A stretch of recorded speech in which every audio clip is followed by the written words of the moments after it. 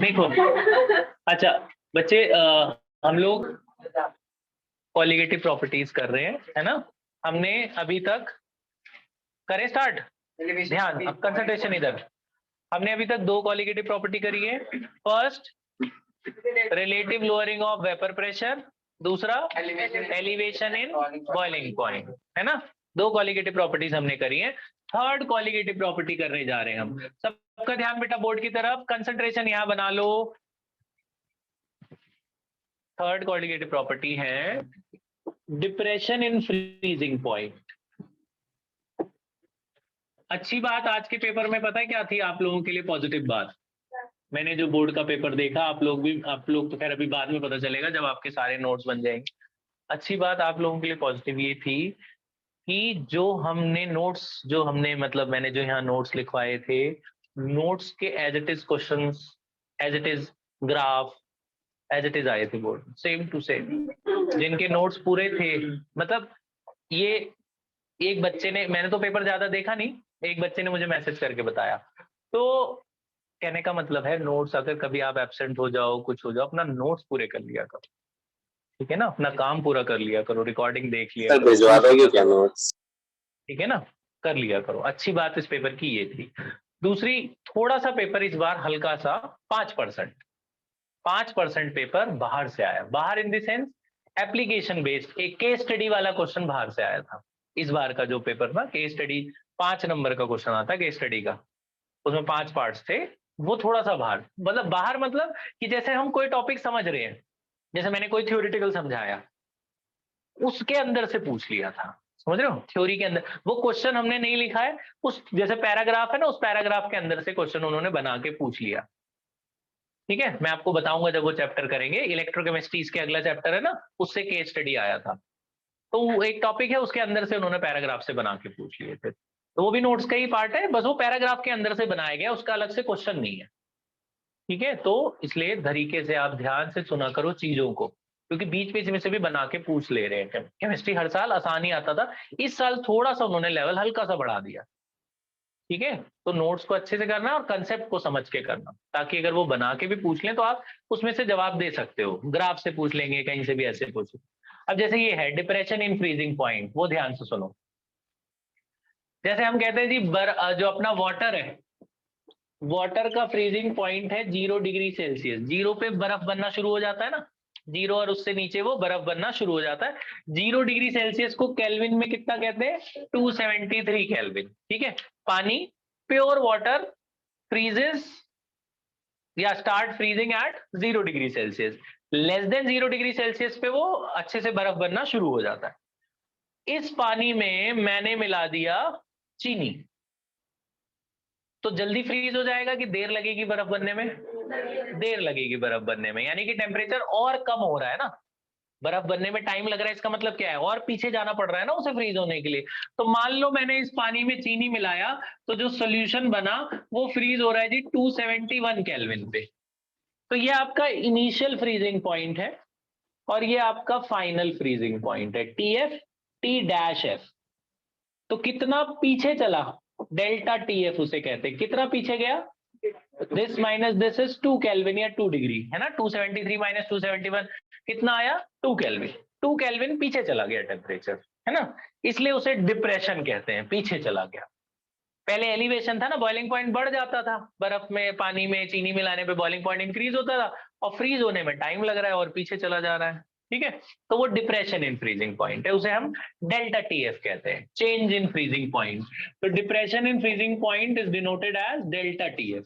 तो कितना कम हुआ? अच्छा, अगर मैं आपको ये ना दूं, ये दे दूं और ये दे दूं, पुराना फ्रीजिंग पॉइंट दे दूं और डेल्टा TF दे दूं, तो नया फ्रीजिंग पॉइंट कैसे निकालोगे? इसको इससे माइनस करके। पुराने फ्रीजिंग में से डेल्टा TF क्या होगा? सब्ट्रैक्ट होगा ना, कि भैया 273 पे होता था, अब 2 केल्विन पीछे चला गया, तो अब कितने पे हो रहा है? 271। अब याद है, यही क्वेश्चन हम बॉइलिंग पॉइंट में ऐड करके निकालते थे ना, ये फर्क है। बॉइलिंग में बढ़ जाता तो ऐड करते थे, पीछे जा रहा है तो सब्ट्रैक्ट करके निकालते। ठीक है, ये सारी बातें याद रखना, न्यूमेरिकल में काम आएंगी। अब आ जाते हैं कंसेप्ट पर, फॉर्मूले पर। तो इसका भी सेम फॉर्मूला है जो एलिवेशन का था, कि जो चेंज इन फ्रीजिंग पॉइंट है वो डिपेंड करेगा कितनी मोलैलिटी आपने चीनी मिलाई है पानी में, molality of the solute. Change in freezing point depends on the molality of the solute. Proportionality हटाते हैं तो आ जाता है KF, और यहाँ मोलैलिटी को हम लोग क्या लिखते हैं, स्मॉल m, ठीक है। इस KF के 3 नाम है, इसको बोलते हैं molar depression constant, molar depression constant, या freezing point constant, freezing point constant. कल वाले का एक नाम था केबी का, क्या नाम था उसका नाम, इबिलियोस्कोपिक था केबी का नाम। केएफ का नाम है क्रायोस्कोपिक कांस्टेंट। ये 3 नाम है केएफ के, ठीक है जी। Molar depression constant, freezing point constant और क्रायोस्कोपिक, तीनों एक ही बात है, किसी भी नाम से बोल सकते हैं, यानी केएफ दिया हुआ है। SI unit is same, Kelvin kg per mole. SI unit of KF is same as that of KB, Kelvin kg per mole, इसकी SI unit है KF की।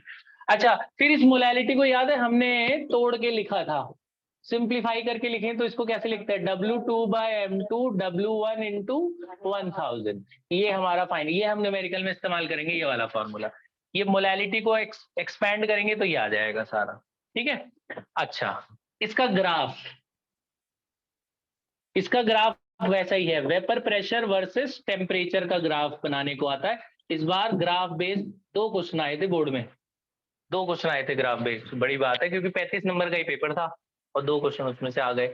तो वेपर प्रेशर वर्सेस टेम्परेचर, पहले सॉल्वेंट फ्रीज होता है, मान लो पहले सिर्फ पानी पानी है, यहाँ कहीं फ्रीज होता है, यहाँ फ्रीज होता है, ये इसका पुराना फ्रीजिंग पॉइंट है डेल्टा TF, ठीक है। या पीछे ले लेता हूँ थोड़ा और पीछे, मान लो यहाँ फ्रीज होता है, पानी फ्रीज होता है इधर TF, ठीक है।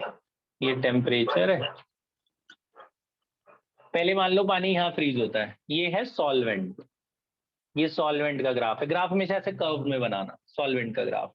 और जब आपने सॉल्यूशन बना दिया तो थोड़ा सॉल्यूशन आगे जाएगा ऐसे, ये सॉल्यूशन है। अब सॉल्यूशन यहाँ फ्रीज नहीं होगा, थोड़ा पीछे जाके फ्रीज होगा। जब सॉल्यूशन बनेगा तो वो थोड़ा सा पीछे जाके फ्रीज होगा, यहाँ कहीं आके फ्रीज होगा, थोड़ा देर में फ्रीज होगा ना, तो यहाँ फ्रीज हो रहा है मान लो T-F, सॉल्वेंट इधर फ्रीज हो गया और सॉल्यूशन यहाँ कहीं फ्रीज हो रहा है, तो इतना गैप आया ना उनमें, तो ये जो गैप आया उसे क्या बोलेंगे हम, डेल्टा TF। ये डेल्टा TF है बच्चों, ये बना लेना, बात समझ में आई, ठीक है। और यहाँ पे एक लाइन बनानी है ऐसे, ये ऐसे कुछ इस तरह इधर बनानी है, इधर जहां पे पहले सॉल्वेंट फ्रीज हो रहा था और यहाँ सॉल्यूशन फ्रीज हो रहा है, यहाँ फ्रीज हो रहा है ना, इन दोनों फ्रीज वाले को ऐसे जोड़ लेना है।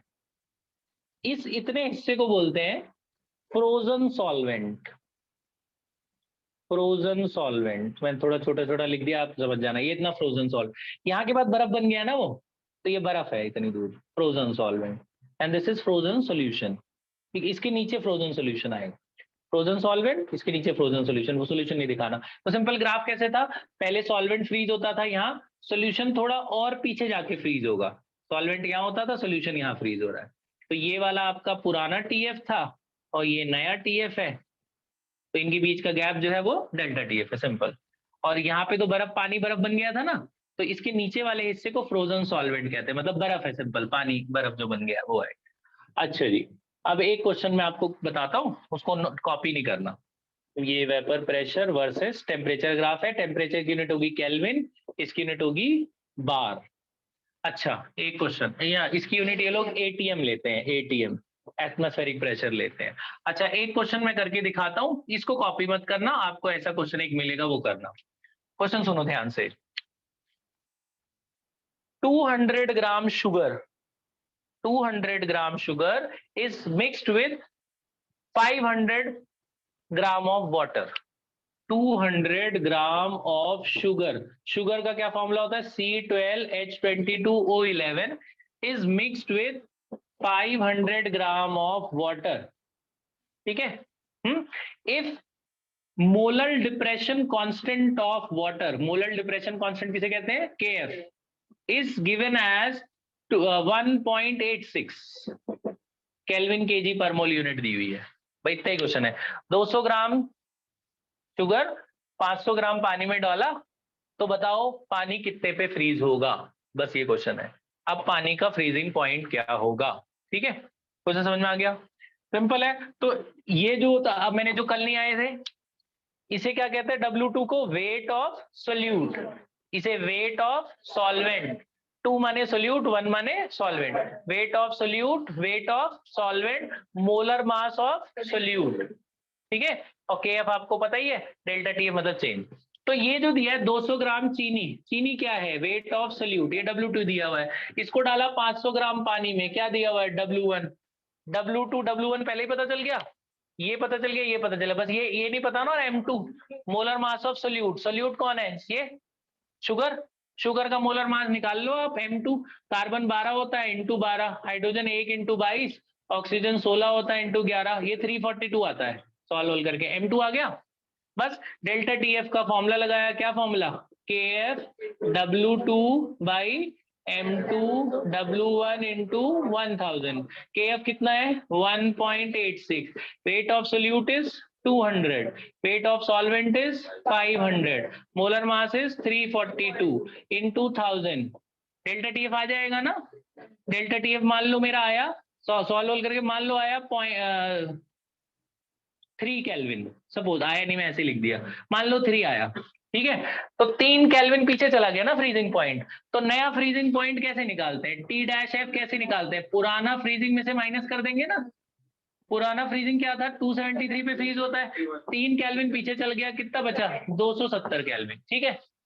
आया, सिंपल है। तो ये क्वेश्चन नोट नहीं करना है। अब इसी में घुमा फिरा के भी पूछ सकते हैं ना, हो सकता है डेल्टा TF दे दे, मास वास गायब कर दे, मोलर मास वो निकालना, फॉर्मूला यही चलेगा, समझ गए। ये कर लो, आज चौथी कॉलिगेटिव प्रॉपर्टी भी कर लेंगे। पॉज करो बेटा, क्वेश्चन नहीं लिखना, नहीं खाली टॉपिक